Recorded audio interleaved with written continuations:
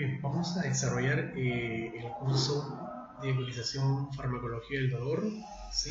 Llevado a cabo por la Institución Profesional Especializada en Ciencias de la Salud, PECSalud. Vamos a abordar básicamente un tipo de dolor muy específico, como vamos a ver a continuación. La fisiopatología del dolor neuropático, es lo que nos trae mención en esa oportunidad para poder desarrollar la temática. Entonces, primero vamos a comenzar con este tipo de dolor, ¿no? Sabemos que hay diferentes tipos de dolores, ¿no? Entre los más comunes tenemos el dolor somático y el dolor neuropático, de diferente etiopatogenia, ¿sí? Y característica y presentación clínica. Entonces nosotros vamos a abordar todo lo relacionado a la fisiopatología del dolor neuropático. Primero tenemos que definir correctamente ese tipo de dolor, que es un dolor con una variante muy importantísima, con una complejidad alta y un abordaje farmacológico, farmacoterapéutico amplio. El dolor iniciado o causado por una lesión primaria o disfunción en el sistema nervioso central o periférico. Entonces, aquí ya nos enmarca la Asociación Internacional del Estudio para el Dolor, que es una lesión, ya sea primaria o secundaria, de un sistema muy importantísimo como es el sistema nervioso, llámese su variante central o periférica. Entonces, hacia ello va enfocada la definición según la Asociación Internacional para el Estudio del Dolor. Pero también hay un grupo de interés especial por el dolor neuropático, donde lo definen como el dolor causado por lesión directa o enfermedad concomitante que afecte el sistema somatosensorial. Entonces, pero en ambas lo que coincide es básicamente por una lesión en el sistema nervioso básicamente o el sistema somatosensorial. Ahí es donde radica la parte clave de esta fisiopatología, en una lesión, como se señala en el grupo de interés del dolor neuropático. Bien, tenemos que conocer la neuroanatomía del dolor neuropático, que es importantísimo poder ubicarnos en el contexto de esa neuroanatomía. Tenemos una presente gráfica donde dice de la siguiente forma, ¿no? La distribución neuroanatómica de los síntomas y signos sensoriales del dolor neuropático. Entonces nosotros tenemos aquí en la parte izquierda dice periférico y en la parte derecha central. Sí, es que el dolor neuropático puede ser central o puede ser periférico. Entonces para ello nosotros tenemos que tener en cuenta lo siguiente: una distribución neuroanatómica. Vamos a comenzar por la parte periférica, ¿no? Como ustedes observan allí en las imágenes enmarcadas con un sombrero en color rojo, tenemos una parte neuroanatómica denominada la neuralgia trigeminal, ¿no? Que enmarca al nervio trigémino. Entonces, esto básicamente se ubica dentro de la cara, ¿no? Y enmarca también cavidades orales, ¿no? Donde son gobernadas por, o son básicamente inervadas por nervios trigéminos. Entonces, a nivel periférico tenemos la neuroanatomía básicamente del nervio trigémino, por eso se dice neuralgia trigeminal, y básicamente está enfocada al dolor que enmarque la parte facial oral, ya que es inervada por el nervio trigémino. También tenemos básicamente la neuralgia postherpéptica. Básicamente su distribución anatómica está enfocada a una distribución unilateral, como encontramos en la imagen del frente. Dice distribución unilateral hacia una porción básicamente del cuerpo humano. Básicamente enmarca la parte abdominal, la parte torácica y la parte facial en un solo plano sagital, ¿no? Que en esta parte está enmarcando la parte derecha. Sí, donde también es territorio a nivel del nervio trigémino. El siguiente es la injuria del dolor, la injuria del nervio periférico. Básicamente nosotros observamos en las imágenes, en las figuras, enmarca aquí las manos, ¿sí? La parte axilar y la parte de la ingle. ¿Sí? Básicamente es un territorio inervado, ¿no? Por diferentes tipos de nervios que son injuriados. Típicamente están en las partes distales, ¿sí? De los sitios de cirugía, de trauma o de compresión. Entonces nosotros tenemos que tener bien claro que otra parte neuroanatómica es el dolor o la injuria a un nervio periférico, que básicamente se ubican en las partes distales, como podemos ubicar aquí en las manos, en la ingle y a nivel axilar. Otro siguiente es el dolor post-amputación, ¿no? El dolor al síndrome del miembro fantasma. Aquí tenemos, por ejemplo, es cuando hay una pérdida de una de las partes de nuestro organismo, se pierde y básicamente queda con un dolor como si la extremidad estuviera presente. A eso se denomina el dolor post-amputación, como podemos observar aquí en la imagen. Por ejemplo, ahí tenemos el antebrazo que está retirado prácticamente del brazo, y con ello el paciente enmarca o manifiesta un dolor post-amputación a pesar que ya no se encuentra esa extremidad. La siguiente es un dolor básicamente polineuropático, ¿no? Básicamente que puede enmarcar en los pies, en las manos, en los dedos, ¿sí? A eso enmarca el dolor neuropático como parte del dolor neuropático periférico. Y también tenemos a la radiculopatía. Básicamente esto está enmarcado al brazo y al antebrazo y a la parte de la mano en una sola inervación territorial, ¿sí? de un nervio o una raíz nerviosa que afecta básicamente a una porción específica de la mano, del brazo y del antebrazo. Entonces, para recapitular, la neuroanatomía del dolor neuropático lo hemos dividido en periférico y en central. A nivel periférico tenemos aquello que marca la parte facial y oral, lo tenemos ahí gobernado por el nervio trigémino.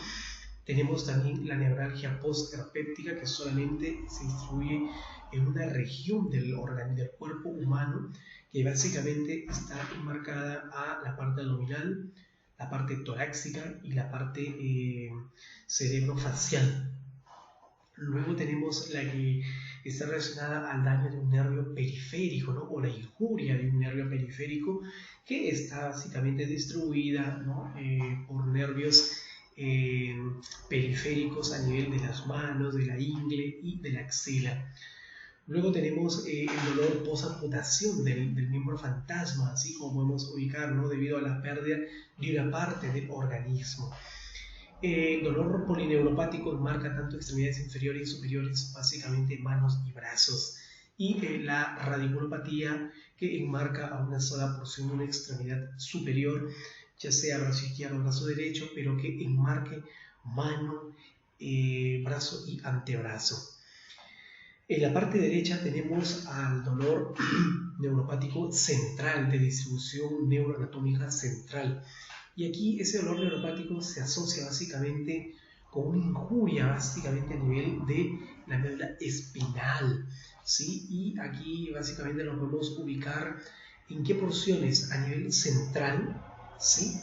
Desde la parte central, ¿sí? A nivel lumbar hacia la parte inferior de todo el organismo, donde toma pies, extremidades inferiores, glúteos y la parte baja de la espalda.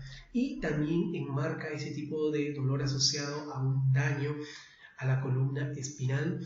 Tenemos, por ejemplo, a una sola porción o a una parte de una extremidad inferior, o básicamente a la parte de los meniscos, previa al talón, como podemos encontrar ahí en los nervios dañados o injuria a nivel de la médula espinal. Entonces, el dolor neuropático asociado con injuria o daño de la médula espinal se va a manifestar con el dolor a nivel central. ¿De qué forma? A nivel de la parte central de la parte torácica, desde la parte inferior, desde la parte lumbar hacia las extremidades inferiores y culminando en una sola porción, en una sola parte de una extremidad inferior.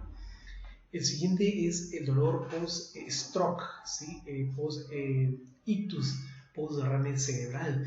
Entonces aquí nos deja con un dolor neuropático que se va a localizar principalmente en la primera gráfica que podemos observar. Se localizará en una extremidad inferior, como es aquí el brazo y antebrazo, el brazo izquierdo, y una extremidad inferior, como podemos observar aquí en la pierna izquierda. Pero también puede ubicarse en toda la región de la pierna izquierda, brazo izquierda y la parte facial. Entonces, eso nos enmarca que después de un problema relacionado con un infarto cerebral o un stroke, los dolores neuropáticos centrales se van a localizar ya sea a nivel facial, ¿no?, en conjunto con la extremidad inferior, ya sea brazo izquierdo, pierna izquierda y extremidad superior, brazo izquierdo. La característica que es en una sola región, no es en ambos brazos ni en ambas piernas, es en una sola, quiere decir, es básicamente en la parte contralateral donde se ha desarrollado el problema del stroke. Entonces, para precisar, si la parte del derrame cerebral fue en la porción derecha del cerebro, entonces la porción izquierda es la que se ve afectada con el dolor neuropático central, como podemos observar aquí en la imagen. Y en el tercero, básicamente, es el dolor neuropático central que se asocia a la esclerosis múltiple, que es una enfermedad también que está relacionada con este problema de salud. Entonces, aquí básicamente se combinan un conjunto de aspectos, por ejemplo, como son, como podemos observar, daños en la médula espinal, stroke o injuria en la médula espinal. Entonces, ese tipo de daño dado por la esclerosis múltiple, asociado a la esclerosis múltiple, enmarca dos regiones muy importantes del organismo. Uno, daño o lesión a nivel de la médula espinal, y segundo, un daño generado por el stroke o el infarto cerebral. Entonces, precisamos aspectos muy importantes. El dolor neuropático central se enfoca básicamente cuando hay un daño o una injuria a nivel de la médula espinal. Dos, a nivel cerebral con el stroke o asociado a una esclerosis múltiple.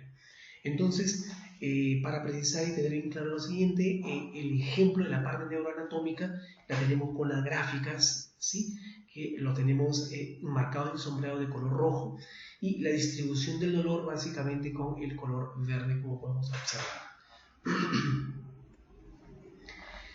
Después de conocer la neuroanatomía del dolor, nosotros tenemos que enfocarnos básicamente a la fisiopatología del dolor neuropático. ¿Cómo es la génesis? ¿Cómo se inicia ese tipo de dolor, que es muy diferente al dolor básicamente somático?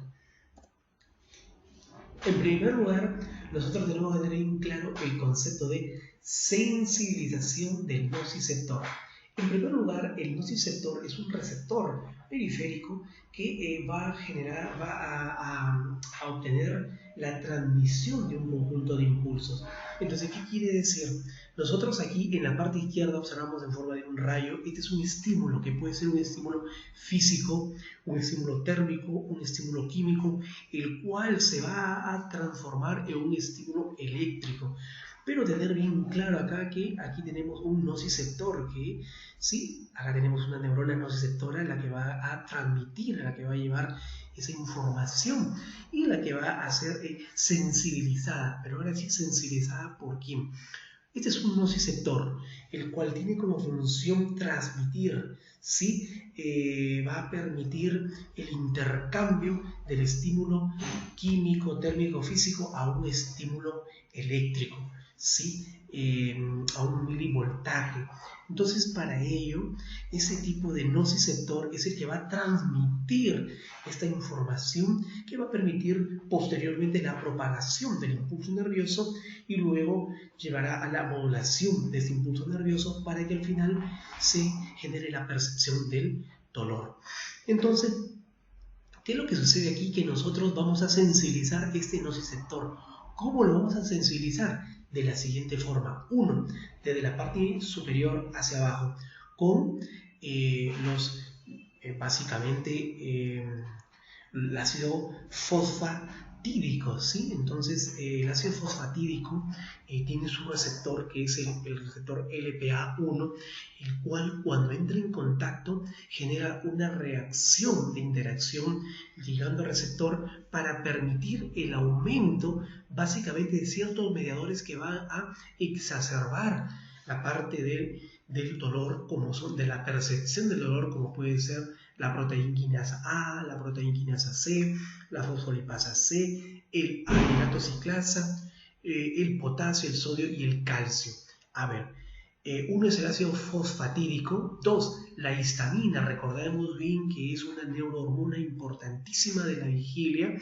La histamina tiene en el nociceptor su receptor, que es el H1. Una vez que interacciona, activa proteína GQ, ¿sí? El segundo es el NGF, que básicamente va a actuar en su receptor TRK, ¿no? Pero básicamente el más importante aquí, después de el ácido fosfatídico, la histamina, es la prostaglandina, así que también van a tener sus receptores LP2, LP3, LP4. Las prostaglandinas van a actuar también en el nociceptor. El siguiente son los protones. Los protones son los hidrogeniones, los cuales también van a ingresar hacia la parte de la célula nociceptora. El siguiente son las bradykininas. Le sigue la serotonina y por último la sustancia P. Todo lo que hemos mencionado y que se encuentran con flechas de color negro bien marcado son aquellas que van a sensibilizar el receptor. ¿Y cómo lo van a sensibilizar? O sea, van a actuar sobre este receptor. ¿Para qué? Para que se aumente la liberación de ciertos mediadores que van a acrecentar el dolor, como son la proteína quinasa A, la proteína quinasa C, la fosfolipasa C, el ainilato ciclasa. Ambos vienen a ser enzimas amplificadoras de la vía GQ y GS respectivamente, los canales de potasio, los canales de sodio y los canales de calcio. La conclusión final es que la sensibilización del nociceptor por ligandos como son el ácido fosfatídico, la histamina, la prostaglandina, los protones, la bradykinin, la serotonina y la sustancia P van a traer como consecuencia una mayor liberación de un conjunto de mediadores que van a exacerbar y sensibilizar la vía dolorosa. La segunda teoría es de la excitabilidad ectópica, y aquí vamos a precisar algo muy importantísimo porque ahora sí marcamos a las fibras nerviosas. En primer lugar, las fibras A beta y en segundo lugar, las fibras A delta y las fibras C. Nos vamos a centrar en las fibras, ambas fibras, tanto las A beta, las A delta y las C, para precisar que las A beta están relacionadas con las parestesias. Si nosotros nos enfocamos a las parestesias, recuerden bien que es una sintomatología caracterizada por el adormecimiento básicamente de una parte anatómica del organismo, y las A delta y la C están referidas al dolor quemante, ¿sí?, que se puede desarrollar en el dolor neuropático. Entonces, básicamente, ¿qué es lo que va a hacer esta excitabilidad ectópica? Mediante esta activación de estas fibras nerviosas precisadas, se va a permitir la activación de los canales de sodio, ¿sí?, para que aumenten la despolarización celular rápida y de esta forma los potenciales de acción se generen en una forma inmediata y esto nos lleve a la percepción del dolor. Segundo, cortocircuitos a nivel de la excitación, los cuales van a traer consigo una mayor excitabilidad de estas neuronas. Y por último, la entrada de la apertura para la entrada de un catión divalente muy importantísimo como es el calcio, los cuales van a permitir la exacerbación del dolor. Porque es importantísimo precisar que en la excitabilidad ectópica está referida básicamente a la activación de las fibras A beta, A delta y C, las cuales van a llevar consigo a 1. La apertura de los canales de calcio, 2. Apertura de los canales de sodio y 3. Los cortocircuitos a nivel de la excitación. ¿Sí? Ahí tenemos la excitabilidad ectópica, ¿sí? Como podemos observar básicamente con la apertura de los canales de calcio, los canales de sodio, para que haya una mayor despolarización celular y con ello se acrecienten los potenciales de acción y finalmente la percepción del dolor. El siguiente concepto a tener en cuenta es la facilitación pronociceptiva medular o la facilitación medular. Aquí vamos a tener en cuenta aspectos muy importantes. Nosotros nos centramos en el asta dorsal, que es la parte neuroanatómica, en el dolor neuropático central. Nosotros tenemos neuronas de proyección espinal que van desde el tálamo hacia el área paraventricular. Tenemos las interneuronas, ¿sí? Neuronas de amplio rango dinámico, y tenemos los receptores glutamatérgicos. Y aquí viene la facilitación pronociceptiva medular. ¿En qué? En que básicamente aquí hay una activación básicamente de los receptores glutamatérgicos, principalmente del que está enmarcado en rojo, que es el NMDA, que es el N-metil de aspartato, que es un receptor que se ve sobreactivado. Y al activarse este receptor NMDA, gracias a la presencia del glutamato, eso permite la entrada de calcio. Y la entrada de calcio va a permitir básicamente que se acreciente el dolor porque se van a generar los potenciales de acción más rápido. Lo segundo es a nivel de los metabotrópicos, como vamos a observar la activación de la vía GQ. Si activamos nosotros la vía GQ, como es por ejemplo de la histamina, cuando se une el H1 activa GQ. Entonces básicamente, la serotonina en su receptor 5-HT2A, cuando se une activa la vía GQ. Entonces esto va a permitir el aumento de una enzima amplificadora denominada la fosfolipasa C. Y esta fosfolipasa C lo que va a permitir es dirigirse de manera plasmática para escindir al PIP sub 2, al glifosato inositol, y transformarlo en IP3, inositol trifosfato y diacilglicerol DAG. Entonces todos sabemos que el IP3 se va a ir al retículo sarcoplásmico y lo que va a permitir es la salida del calcio, ¿sí? Desde el retículo sarcoplásmico hacia el citosol, y el diacilglicerol activar la proteína quinasa, y la proteína quinasa va a permitir la apertura de los canales de calcio intracelulares para que entre el calcio al intra, y de esta forma se genera la contracción celular. Entonces la facilitación pronociceptiva medular está enfocada básicamente a la activación de receptores glutamatérgicos a nivel inotrópico como el NMDA, y metabotrópico con la activación de la enzima amplificadora como es la fosfolipasa C. Sí, aquí tenemos la facilitación pronociceptiva medular. Sí, básicamente aquí tenemos mediadores como son la vía de la PKC para activar a la fosfolipasa C. La desinhibición de la nocicepción. Entonces vamos a desinhibir.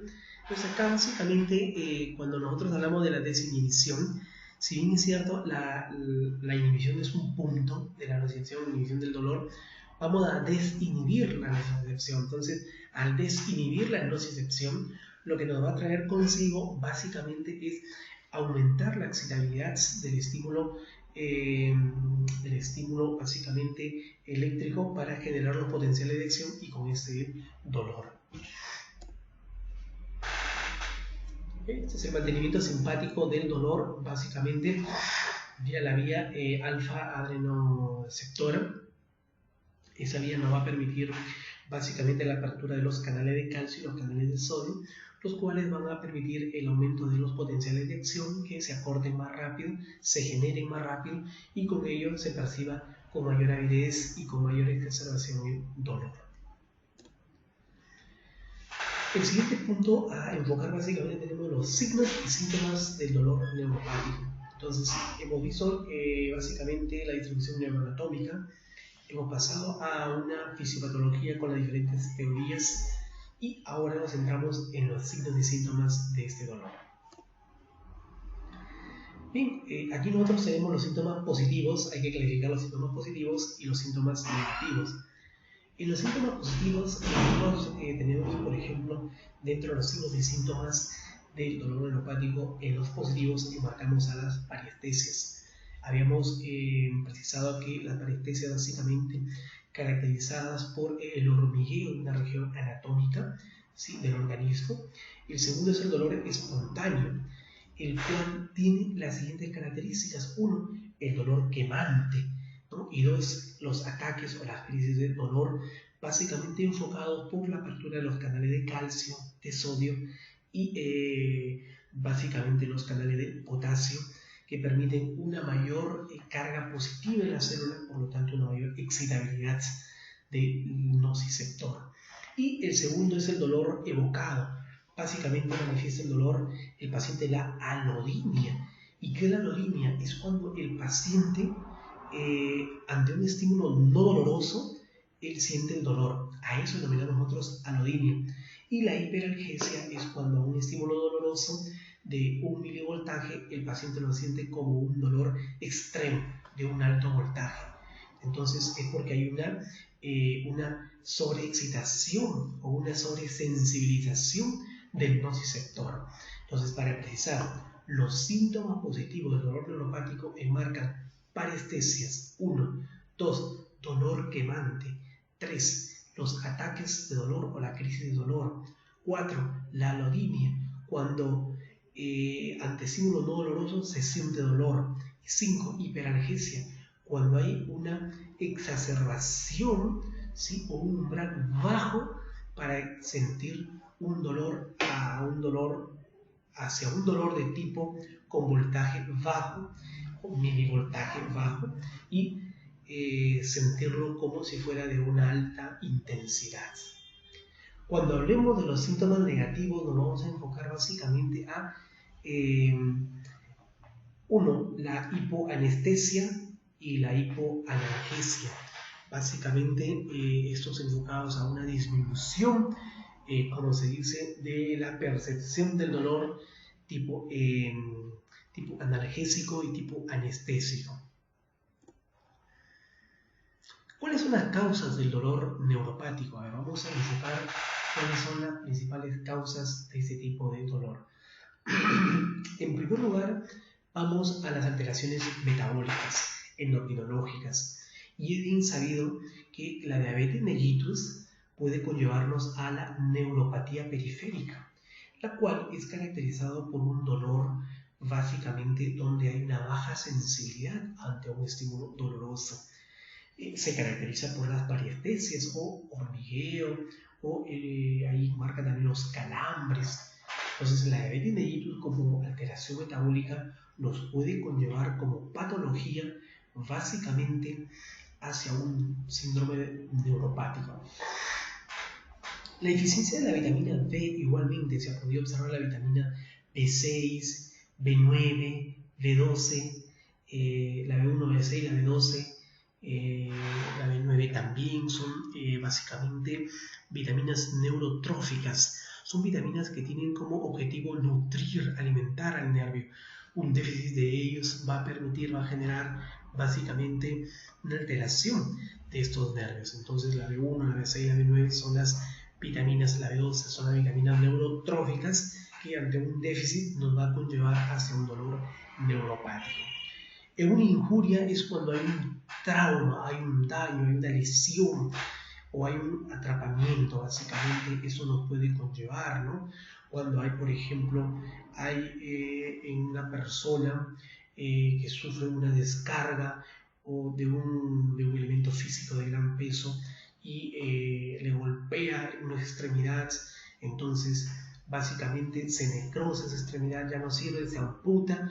Entonces ahí es donde viene el dolor, básicamente al que se enmarca el dolor neuropático periférico, básicamente el dolor al miembro fantasma por un trauma, por una amputación, post-amputación, por ejemplo.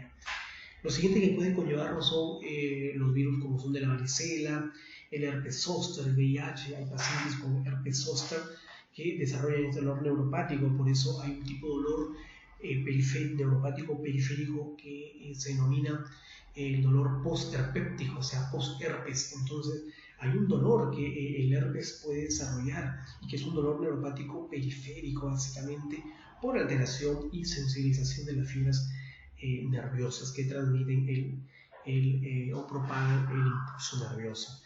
Los otros son neurotoxinas, como son las quimioterapias. Definitivamente hay medicamentos utilizados para el tratamiento del cáncer que básicamente lo que hacen es dañar, lesionar ciertos nervios periféricos y o centrales, como pueden ser en la médula espinal, y nos conlleve a un dolor neuropático por quimioterapia o el alcohol mismo. Entonces, todo ello nos puede conllevar a un daño en los nervios sensitivos, a una actividad ectópica que hemos visto ya sea en las fibras nerviosas a beta, a alfa, a delta, o una sensibilización central o periférica vía básicamente una sobreestimulación del nociceptor, ya sea por histamina, por bradicinin, prostaglandinas, serotonina, entre otras, o alteración de la conectividad básicamente que puede haber. Entonces todo ello nos puede conllevar a un síndrome de dolor neuropático. Entonces, para concluir, es importante tener en cuenta que la carencia de vitaminas puede conllevarnos al dolor neuropático. La neuropatía diabética también nos puede conllevar. Los daños nerviosos traumáticos por lesión a un nervio ya sea terminal, a un nervio periférico, también nos puede conllevar. El VIH, una enfermedad crónica que también puede generar neuropatías.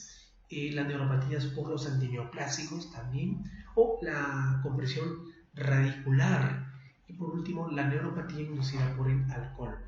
Todo ello nos puede conllevar a un dolor neuropático.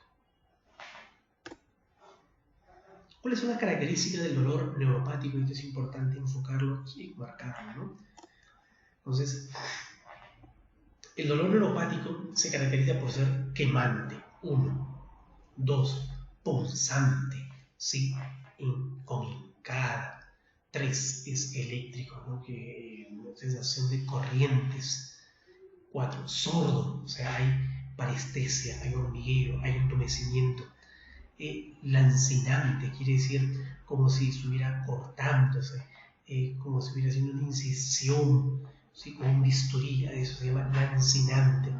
Palpitante, es opresivo, ¿no? Entonces, es un dolor persistente en el tiempo, aunque hay episodios intermitentes, puede ser espontáneo o puede ser provocado. Entonces, no olvidar, lo que caracteriza el dolor neuropático son 6 aspectos importantes. 1, que es quemante. 2, punzante. 3, eléctrico. 4, sordo. 5, lancinante. Y 6, palpitante, que puede ser espontáneo o puede ser inducido. Esta característica es muy importantísima remarcarla. Por ejemplo, diferencias entre un dolor nociceptivo y un dolor neuropático. Por ejemplo, este es un dolor nociceptivo, en su definición es dolor causado por activación fisiológica de los receptores del dolor. El dolor neuropático es un dolor iniciado o causado por una lesión o una disfunción primaria en el sistema nervioso central o periférico. Entonces, la característica principal es básicamente la neuroanatomía, porque en el neuropático es una lesión, pero a nivel del sistema nervioso central o periférico.